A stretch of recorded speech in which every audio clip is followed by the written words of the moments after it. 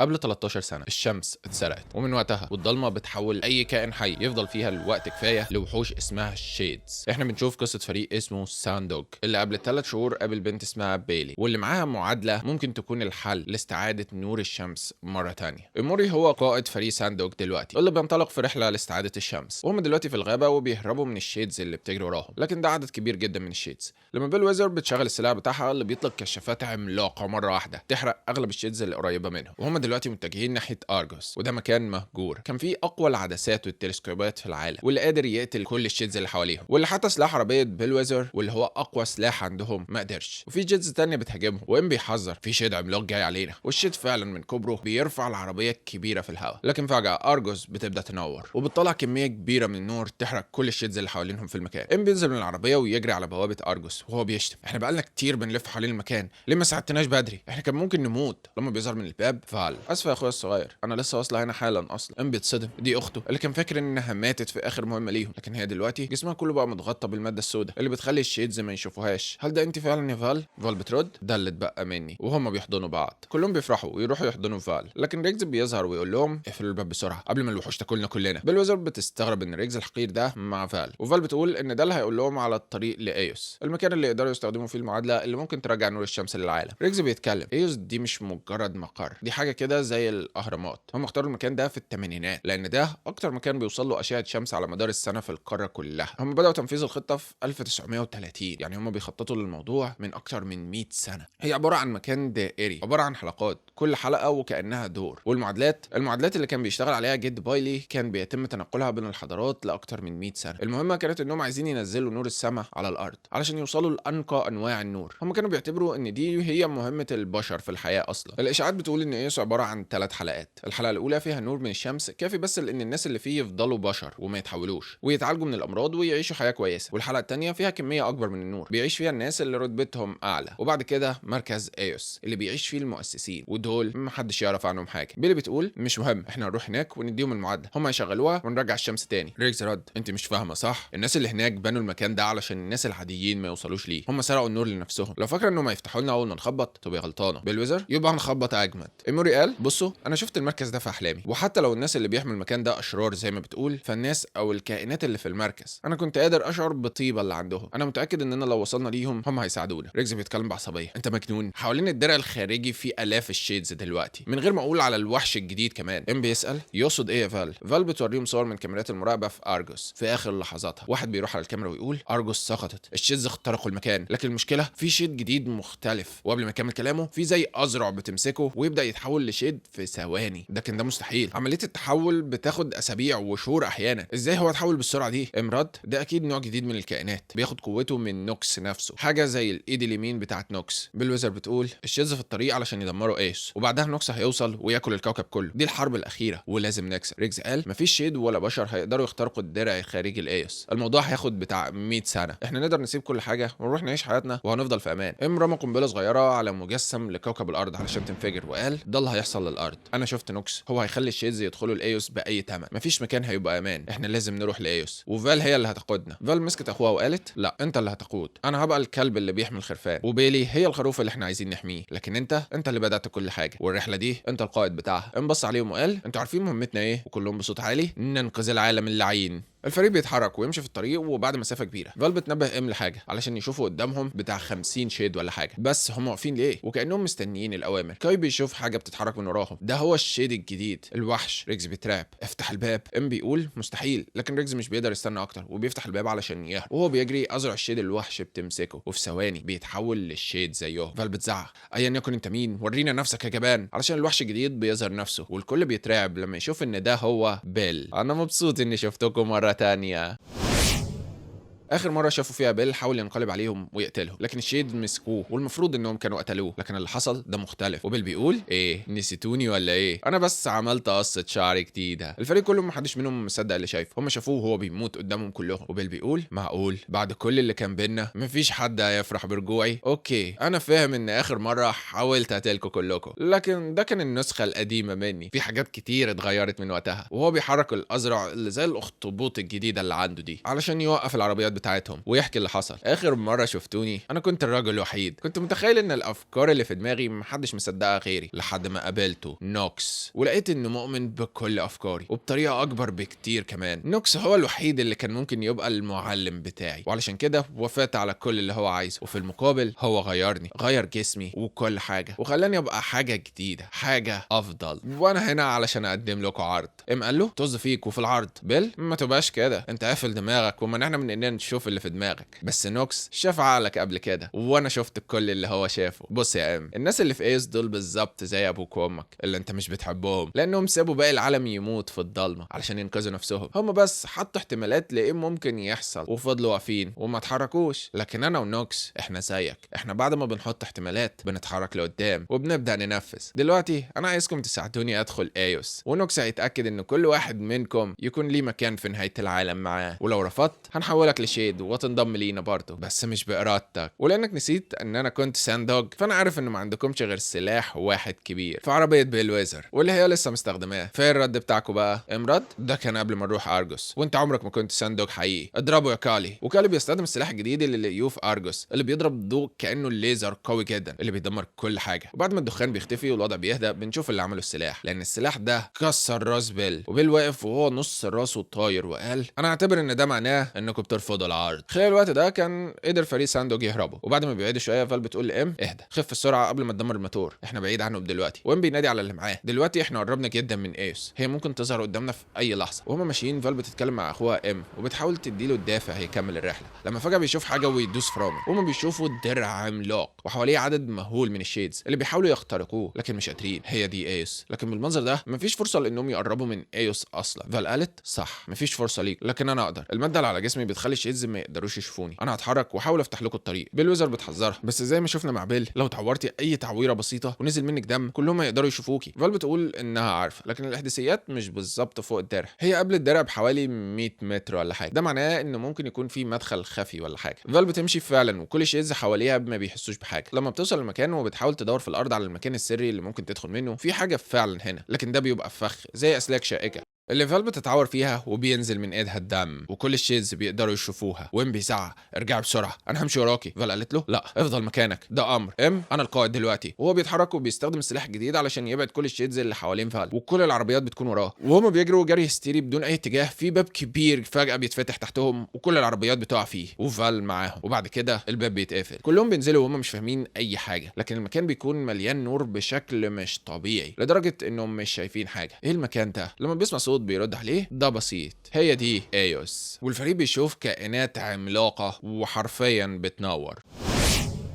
الفريق بيترعب وهم بيرفعوا اسلحتهم. واحد من الناس اللي بتنور بيقول انا اسف انا مش فاهم بس احنا انقذنا حياتكم، ده ما يخليكوش تثقوا فينا؟ بيبر ردت لا. والحيوانات الطائره الغريبه دي بتحاول تهاجمهم والفريق بيبدا يطلق عليهم النار. والراجل اللي بينور بيقول خلاص هم بس خايفين منكم. امرد واحنا برضه في الطريق اللي هنا احنا عرفنا شويه معلومات تخلينا ما نثقش في اي حد منكم. فال عرفنا انكم صنعتوا جيش من القتله المحترفين علشان يمنعوا اي حد من انه يعرف المكان بتاعكم هنا. شايفين النانو كربون اللي انا لابساه ده مش بيفكركم بحاجه؟ بالمختصر انتوا شفتونا كلنا علشان نموت في الضلمه وانتوا تعيشوا هنا في النور كله لوحدكم لحد ما بقيتوا عمالقه منورين، لكن احنا جايين نغير كل ده. جولدي رد انتوا مش فاهمين. بيبر احنا فاهمين كويس واحنا معانا المعادله اللي جدي عملها علشان ترجع النور في كل مكان لكل الناس، مش بس ليكم انتوا هنا يا حقراء، واحنا هننتقم ليه باننا نشغلها. الكائن رد تنتقموا ليه؟ انتوا مش فاهمين احنا بنحب اوجست. بيلي انتوا استخدمتوه وبعدها قتلتوه. الكائن لا اخوه تايبيريوس هو اللي عمل كل ده، لكن احنا كنا ولسه بنحب اوجست. احنا حتى عملنا الاي اي اللي بيدير المكان بناء على صورته، هو كان قلب مشروع ايوس كله. والاي اي اللي على شكل اوجست بيجي ويقف قدام حفيدته بيلي. تعالي معايا نشغل المعادله ونرجع النور للعالم. بيدخلوا بيلي بتبدا تضع المعادله في البرنامج علشان ايوس تشغلها، بتراجع كل حاجه وبتتاكد 50 مره وبعدين بتشغلها وهي بتنتظر النتيجه، لكن مفيش حاجه. بيلي بتقول انها اكيد غلطت في حاجه مثلا ممكن تجرب تاني، لكن فجاه بيحسوا بحاجه كده وكأن كل حاجه بتتهز، وفي السماء في كل مكان بتبدا تتفتح ابواب من النور. المعادله فعلا بتنجح لحد ما كل الانوار بتقف ومن كل فتحه نور بتتقفل بتظهر عين من عيون نوكس، ودلوقتي العالم كله بقى مفيش فيه اي مصدر للضوء، حتى اللي كان في ايوس كلهم اتقفلوا ونوكس وصل للارض عشان الاي اي يقول كفايه كده. ويظهر ان كل ده كان محاكاه هو عملها لو شغل المعادله هيحصل ايه. هو جرب كل الطرق اللي ممكن يشغل بيها المعادله لكن كلها بتنتهي بنفس الطريقه. تحقيق المعادله في الحقيقه مستحيل. اوجست كان بيقول ان دايما في توازن بين النور والضلمه، كل ما تحاول تجيب نور اكتر هيجي معاه ضلمه بنفس المقدار والعكس. قال وهو متعصب وانتوا كنتوا فاكرين ان التوازن اللي احنا فيه ده صح؟ شويه نور كتير ليكم انتوا وباقي العالم يموت في الضلمه. الكائن رد بكل برود ايوه، وبدا يحكي العالم من بدايته وهو في قوتين دايما في خناق ضد بعض، النور والضلمه. من اول انفجار للنور، والنور بيوصل ينور الكواكب وينشر فيها الحياه، لكن مع الوقت الضلمه بتيجي وتقتل كل حاجه في الكوكب، وهكذا. الكلام ده هو الوضع المليارات السنين، كوكب ورا كوكب. محدش يعرف الطريقه بالظبط لكن ده اللي بيحصل. الضلمه في الاخر بتحتل الكوكب مهما الوضع اتاخر، ولحد دلوقتي الكوكب بتاعنا الضلمه ما اكلتهوش بالكامل. عشان كده عملنا مشروع ايوس. احنا حسبنا ان العالم كان بقيله 50 سنه بالشكل الطبيعي قبل ما الضلمه تحتله، فعلشان كده وظفنا نفسنا علشان نجيب النور الوحيد اللي ممكن ينقذ العالم، اللوكس، اللي بيقدر يقتل نوكس وبيعكس الاثر السيء للضلمه اللي بتقتل وبتاخر كل حاجه بتلمسها. اللوكس ده بيجي ويطور كل حاجه بيلمسها، وعشان كده شغلنا المعادله بتاعه اوجست. خبينا نفسنا هنا واخدنا النور الوحيد اللي طول ما هو موجود نوكس مش هيقدر يقتل الكوكب بتاعنا، لان لو ما عملناش كده كانت البشريه كلها هتموت. هل لسه فاكر اننا الاشرار؟ امرد، انت قلت الكوكب كان فاضل له 50 سنه كمان، وانت قررت ان خلاص كده توقف فرصه اي حد من الجيل الجديد انه يلاقي حل افضل من التخلف اللي انتوا اخترتوه ده. هل انا شايفكم اشرار؟ ايوه. الكائن قال كفايه كده، احنا وضحنا موقفنا ودلوقتي انتوا قدام حلين، يا تنضموا لينا وتعيشوا هنا معانا يا تموتوا. بيبدا يفكر ان كل المغامرات بتتكون من مراحل. الاولى بتكون لو، اللي بتحط فيها احتمالات، والتانيه بتكون ازاي، ودي اللي بتحط خطه فيها، والتالته بتكون ليه، اللي لازم تسال نفسك فيها وتراجع كل حاجه. ليه ما كنتش حريص كفايه؟ ليه ما خدتش بالك من ان حموله العربيه كانت زايده حوالي 200 باوند؟ ليه ما بصيتش على العربيه بعد ما هديت كل الاحداث علشان تعرف سبب الحموله الزياده؟ ليه سبته يدخل واحنا بنشوف من الشاحنه اللي سابوها بيخرج شيء اسود زي ذراع الاخطبوط اللي بيمسك واحد من الطيور، وبعدها بيخرج بلاك توب هيل وهو نص راسه مش موجود تقريبا، والطائر اتحول في ثواني لشيد. اخيرا يا ايوس، انا عاجبني المكان ده.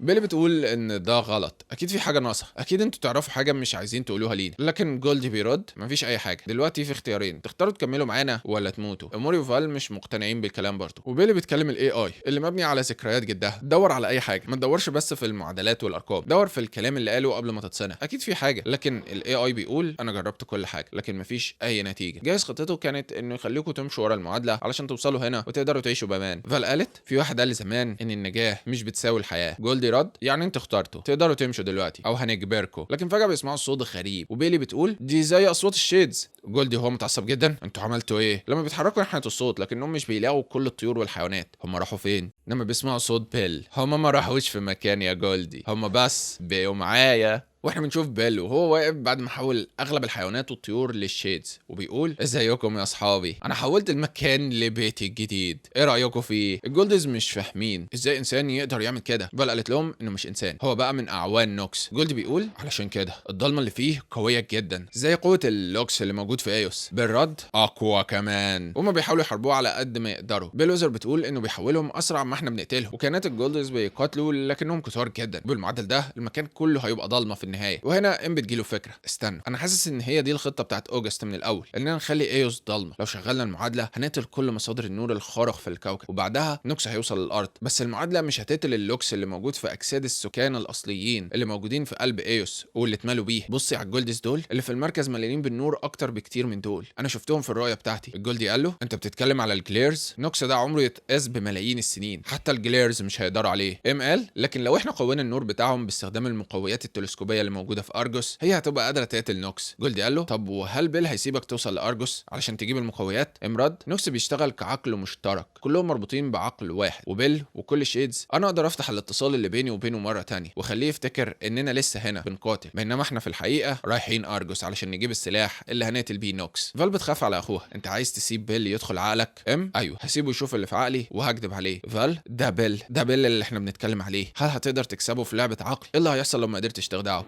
لو انا فشلت بيل هيعرف الخطه وهيبعت شيدز يدمروا ارجوس قبل ما نوصل هناك، ومش هيبقى عندنا اي فرصه للتغلب على نوكس، وعلشان كده ما اقدرش افشل. هما بيوزعوا الخطط، هو هيروح ناحيه ارجوس وهيخدع شيدز بانهم لسه في المعركه، وبيلي هتروح تشغل المعادله، وكالي وستينز هيستنوا لما المعادله تشتغل والكوكب يبقى ضلمه بالكامل، وهيروحوا ناحيه البوابه اللي وراها كليرز علشان يستخدموا اجسامهم اللي اتشبعت بالنور والوحيدين اللي يقدروا يوقفوا نوكس. بتبدا الخطه، فال بتسال اخوها انت مستعد؟ لا طبعا، بس مفيش حل تاني، وهو بيبدا. وبعد صعوبه كبيره فال وام قدروا يخرجوا من ايوس، ومفيش حد من الشيدز شافهم لان ام قدر يخدعهم، لكن بيل شاف اللي حصل، ودلوقتي بيبدا يتكلم جوه عقل ام. انت بتحاول تعمل ايه يا ام؟ انت فاكر انك تقدر تخليني ادخل علشان اشوف اللي انت عايزني اشوفه؟ بس انا هكسر دماغك واعرف انت بتخطط لايه. لكن ام بيفضل يقاوم بكل قوته، وفي نفس الوقت بيلي راحت علشان تشغل المعادله، وبعد ما جهزت كل حاجه بتدوس انتر، وفجاه الارض بتتهز من تحتها، وفي كل مكان بوابات من الطاقه بتنور كل حاجه. النور بيظهر وبيحرق في الشيدز ويأذيهم بشكل كبير، ومع الوقت بينور اكتر واكتر لحد ما تقريبا بيملى العالم كله. لكن بعدها كل بوابات الطاقه مره واحده بتتقفل، والضلمه بتسود العالم زي ما المحاكاه وقعت بالظبط. وجوه عقل ام بيخوض حرب ضد بيل اللي بيقول له انا جاي ليك، انا قربت جدا، خليني ادخل. لكن ام قافل عينه وبيكلم بيل، انا مش هسمح لك. بيل قال افتح عينك يا ام، انت خلاص خسرت. لما ام بيفتح عينه بيلاقي نفسه مربوط في كرسي على سكه القطر، وام بيقول ايه ده ازاي؟ بيل فوق يا ام، احنا في المرحله الاخيره دلوقتي، وانا هقول لك ايه اللي هيحصل. ده الوقت اللي هتموت فيه.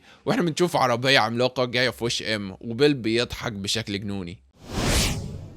ام بيهرب في اخر لحظه قبل ما العربيه تخبطه. ام مش فاكر حاجه، مش عارف هو فين، لكنه بيجري وهو بيفتكر الخطه. انا بحاول امنعه يعرف احنا رايحين فين، احنا جوه عقلي دلوقتي. بيل ده بقى عقلنا دلوقتي. ام لا ما تسمعش ليه، وهو بيهرب، لكن بيل بيفضل يجري وراه وصوته في كل مكان. ام بيجري لحد ما يوصل لمكان شبه البيت بتاعه، وبيلاقي ابوه وامه. ارجوكوا ساعدوني. لكن ابوه اللي شبه الزومبي رد احنا حاولنا نساعدك قبل كده لما سيبناك على الطريق علشان تموت. ام بيهرب من البيت بسرعه، لكن بيل بيجري وراه في كل مكان لحد ما في الاخر بيمسكه. مفيش جري تاني، مفيش مكان تهرب ليه، ده الوقت اللي هتنضم فيه لينا للضلمه. ام بيقول لاخته هو خلاص مسكني، انا مش قادر اكتر من كده. فال لا امنعه، انت تقدر، ما تسمعش كلامه. بيل بيقول تمام، تعال نروح مكان تاني، مكان نقدر نبقى فيه لوحدنا. وداخل عقل ام بنشوف انه بقى في الفضاء نفسه، وبيل بيتكلم ده افضل الضلمه. انا عارف انك مش عايز تقول لي انتوا رايحين فين او ايه خطتك، بس انا هقول لك السر، اخطر السر في العالم عن نوكس. نوكس جاي، هو خلاص على وصول، وهقول لك ازاي تقدر تكسب. ام لا انا ههرب منك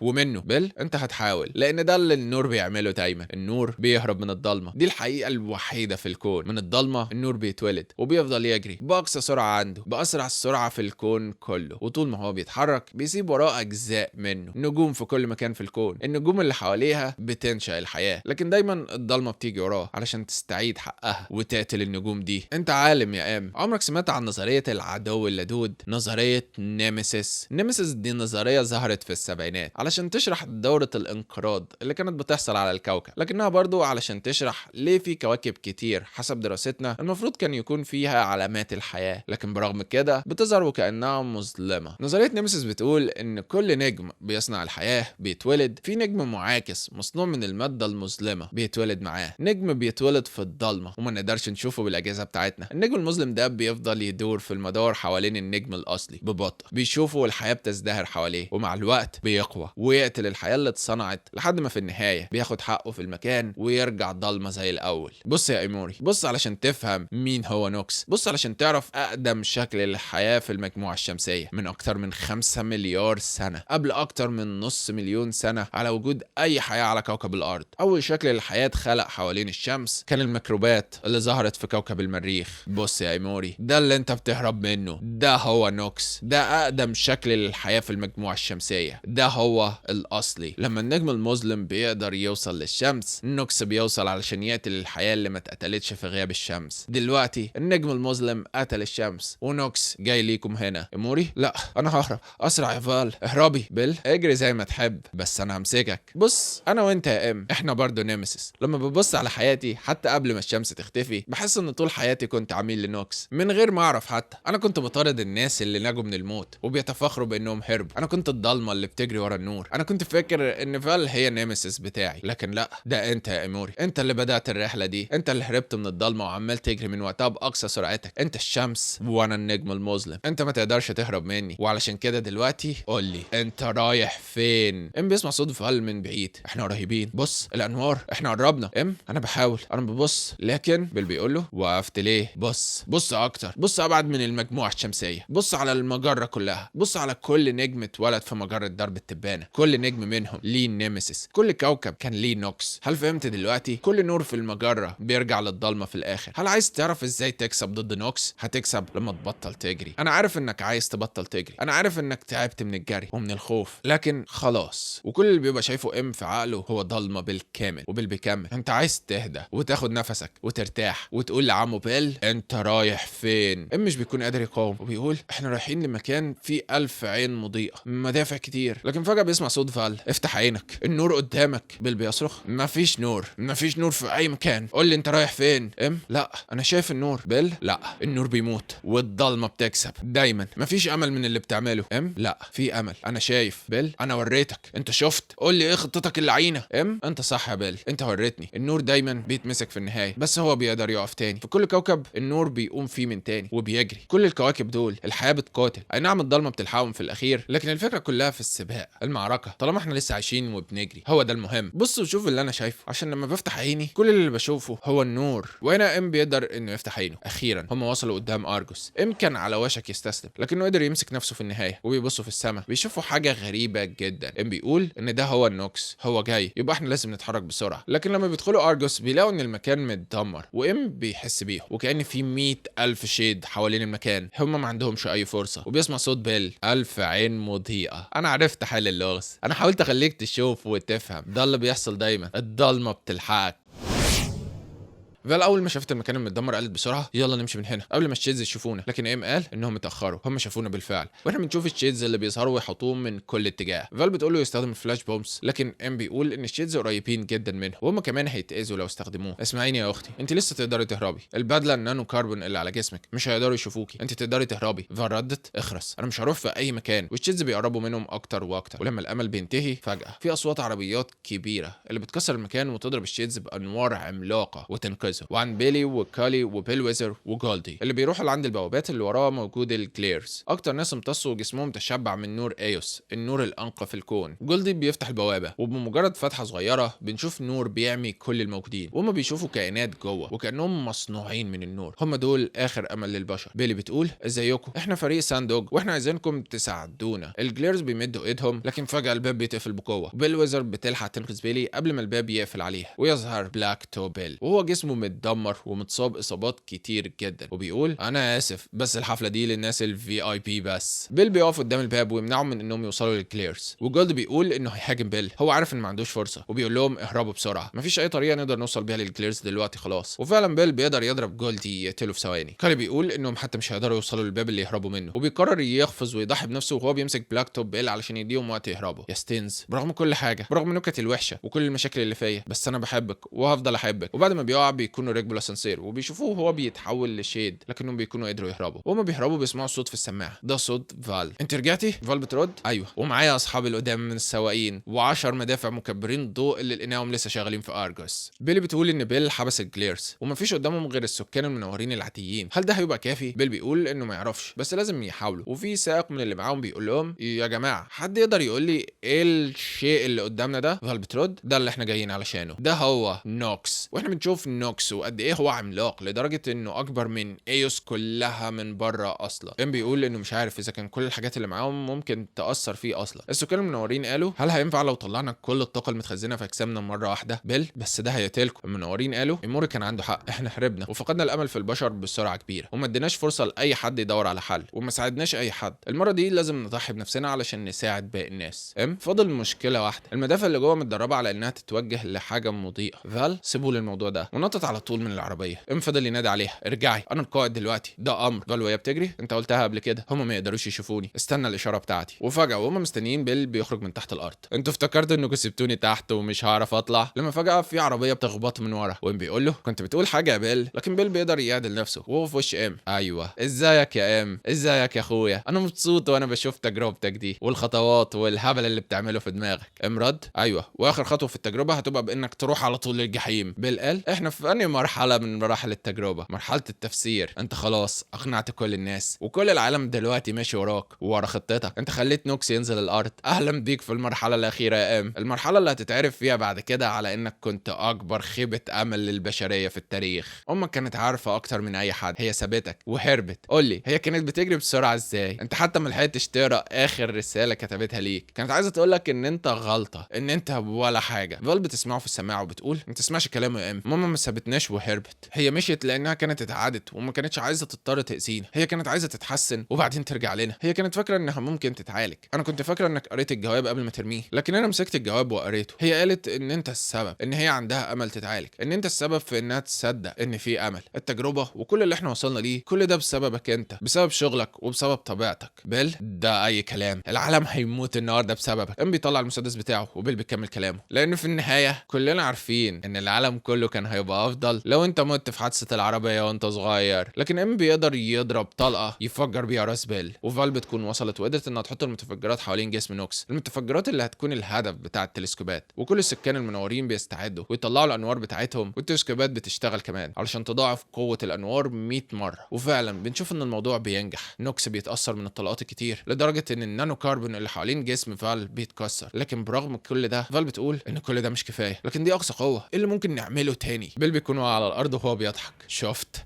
انا قلت لك انت فشلت، زي ما قلت لك بالظبط، الضلمه دايما بتكسب. لكن ام بدا يزعق كل الناس، في حاجه غريبه بتحصل، ومن تحت الارض تحت بيل في نور بيكسر الارض ويحرق بيل بالكامل، ويظهر الجليرز اللي فضلوا يحفروا لحد ما طلعوا من تحت الارض، وبيضيفوا النور اللي متخزن جوه اجسامهم للهجوم. ونوكس فعلا بيبدا يتاثر لحد ما بيقدرش يتحمل اكتر من كده ويطير يهرب من الكوكب كله. ام بيطلع يجري يدور على اخته، واخيرا بيلاقيها بخير. احنا كسبنا، احنا انقذنا العالم كله. وهو بيحضن اخته وكلهم بيفرحوا ويحضنوا بعض، وهما بيشوفوا النور بينور وكل الشيدز بيبداوا يموتوا، وبعدين بيبصوا ناحيه السماء على الشمس. دي اجمل حاجه شفتها في حياتي. هل الشمس طول عمرها كانت حلوه كده؟ وبس كده، متنساش تعمل لايك، اشترك في القناه، ما كان رايك سيبه في كومنت. اتمنى تكونوا استمتعتوا، وكان معاكم احمد وكده كفايه.